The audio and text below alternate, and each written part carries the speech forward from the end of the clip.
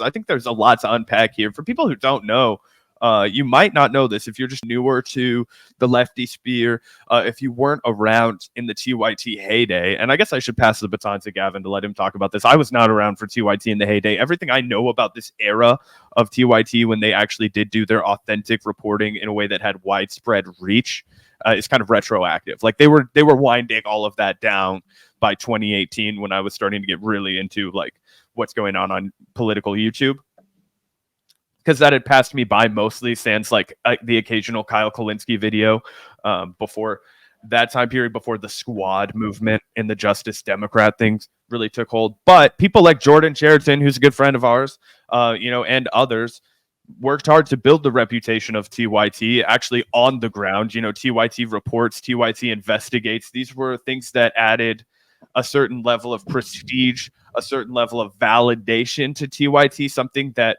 could be shown to your family members, something to kind of add seriousness, credibility to the organization, instead of just being two babbling talking heads in Cenk and Anna, which is, nothing wrong with it, but it's not exactly giving MSNBC vibes, which is what I think they were after at one point. But anyway, that era has come to an end. They've fired their last reporter, and they've shut down TYT Reports. Like, what was your initial reaction to that? I sent you a tweet from one of their last DC correspondent or reporter. We can go ahead and throw that up on. Her name was Candace Cole, I believe. Yeah, you've got it right here. Now that I've had some time to sit with it, I've had some unfortunate news to share. Last week, I was laid off from my role as Washington correspondent for the Young Turks, and the decision was made to shut down operations for TYT Reports entirely. And so not only was I let go along with my incredibly insightful and patient editor, but TYT's original reporting has now ceased in what may be the most consequential election year of our lifetime. And I think we should add, for context, Gavin, this comes in tandem to a load of layoffs in the media sphere from places like Business Insider, Pitchfork being subsumed by GQ, LA Times doing massive layoffs, New York Daily News, Forbes. So yeah, it's basically a yearly event, I feel like, at this point, for media companies to lay off a bunch of people. Print media has obviously never been in a worse place than it is right now. So it's interesting that TYT, instead of trying to be the exception, is basically just following the pack.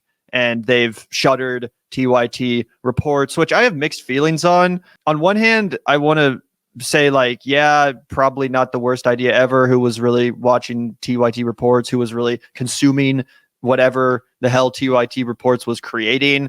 Clearly, they were never able to get their stride back after Jordan Cheriton was fired from the Young Turks. He was really the only, genuinely talented reporter they had working on the ground, at least in my opinion. And after his firing, they just never recovered. But that being said, I don't think that was like how it had to be, right? Like, I don't think that there was no possible way for them to come back and create a solid reporting arm of the Young Turks, a solid investigative journalism arm of the Young Turks. I don't think that was impossible. I'm not sure why they were so incapable of, doing that in the wake of Jordan Cheriton, but it simply never happened. Well, I got a little bit of a scoop for you there, guys.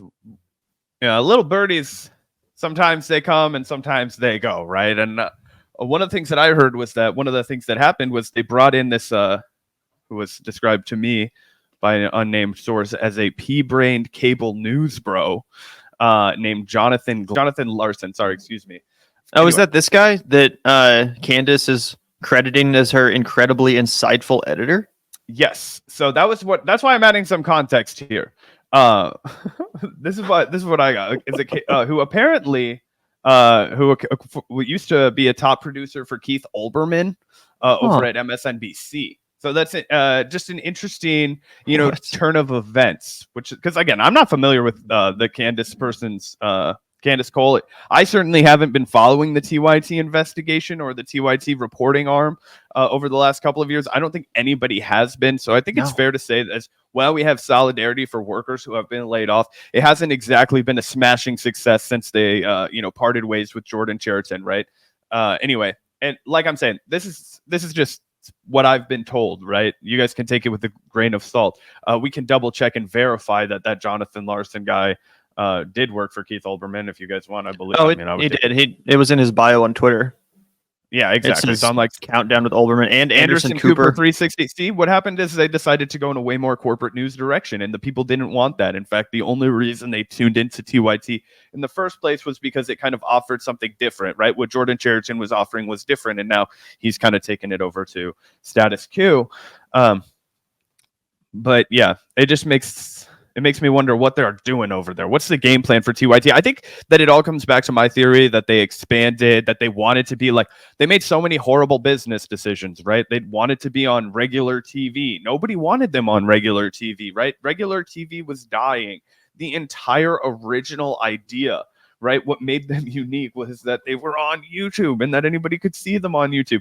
It was like they saw what Vice did, right? Which was a horrible decision for Vice. It killed Vice, which was 10 times the media empire that TYT could have ever been, right? It completely destroyed them. They lost all their credibility. They stopped making good content, right? All they do now is upload videos of people that they had making content for them that was behind a paywall 10 years ago, because that's all the good content that Vice has left, right? Vice has been completely destroyed by trying to go and compete with legacy media on legacy media's turf, when the entire idea was that they were supposed to be like an insurgent upstart that kind of rivaled legacy media on YouTube, right? And then Cenk followed that exact same plan. He took the millions and millions from Katzenberg. He brought in the Jonathan Larsons, the producers from mainstream media, right? He brought in the executives. He tried to give this whole veneer that they were serious, right? And, didn't invest in it properly, right?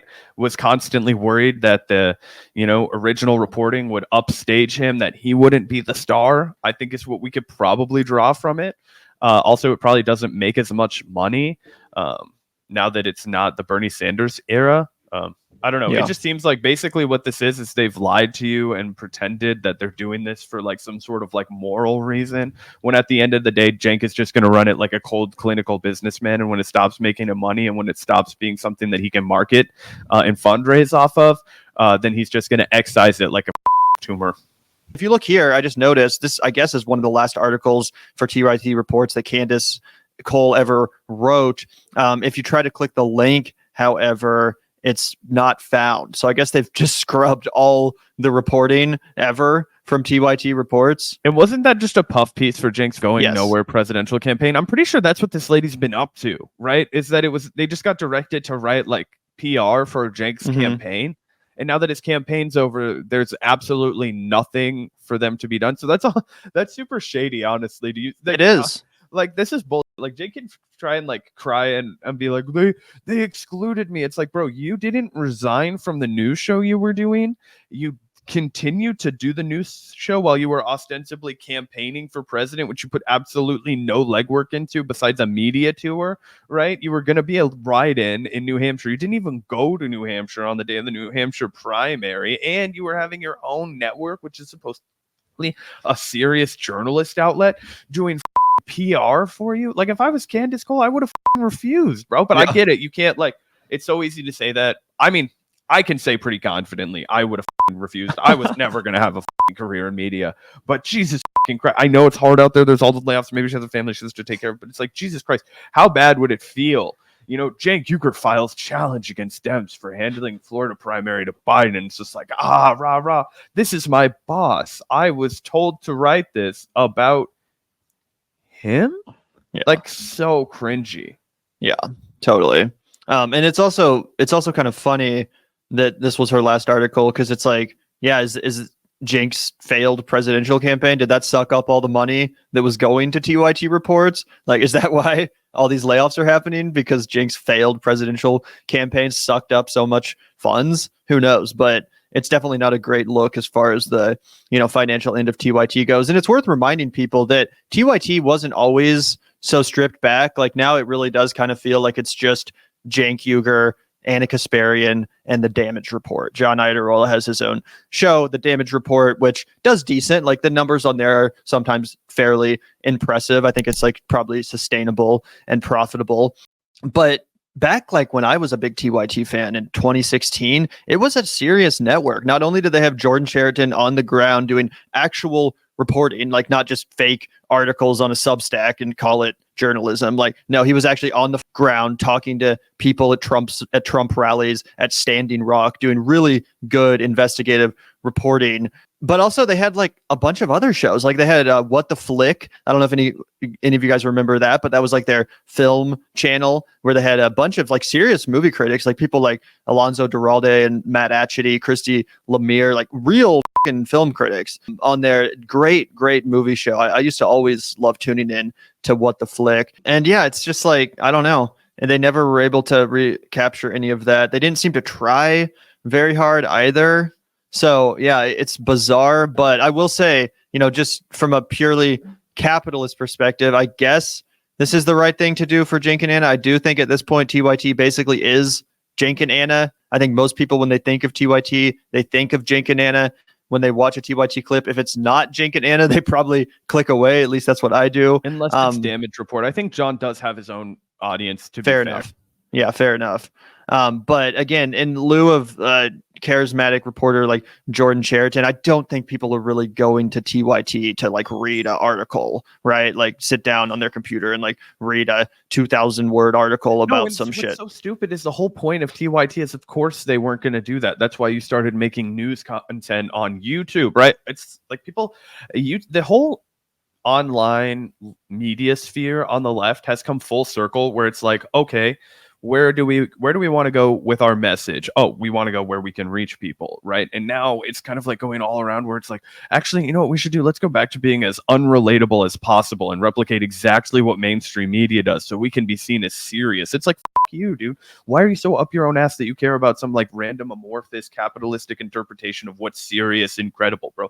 That's just to milk all the money away from what you're supposed to be doing, which is talking about ideas and mobilizing, right? So instead of building a fancy studio and hiring a bunch of your junkhead friends to be advisors to you and like work on a board and make TYT a serious enterprise, like maybe you could have actually paid Jordan Sheraton enough money to stick around so he didn't have to say fuck you and then start his entire own operation, which now has a load of subscribers and is basically doing what he did for you for work as on independently, right? Which is good for him, but like not everybody's going to be able to accomplish that. As Gavin mentioned, he was unique talent at what he does. You know what I mean? Yeah. And now he has his own operation underway where he actually does have reporters, and he did it without the umbrella operation or $20 million from Katzenberg or anything like that. So the other thing that I think is really foolish about TYT is that they have decided that they're going to be the progressive network, and then they've abandoned every single difficult progressive position that we have left, right? They don't even want to talk about Medicare for all right now. That's not something that they talk about. They barely talk about climate change. What they do cover is Donald Trump and the hysteria surrounding all of that. And then when they talk about anything else, they're talking about how, well, actually the Republicans have a right on trans issues and bathroom bills. I think, that's for sure. And also this Republican billionaire real estate mogul, yeah, I think he does actually have the right solutions for the people of Los Angeles. It's like, what in the are you talking about, dude? So anyway,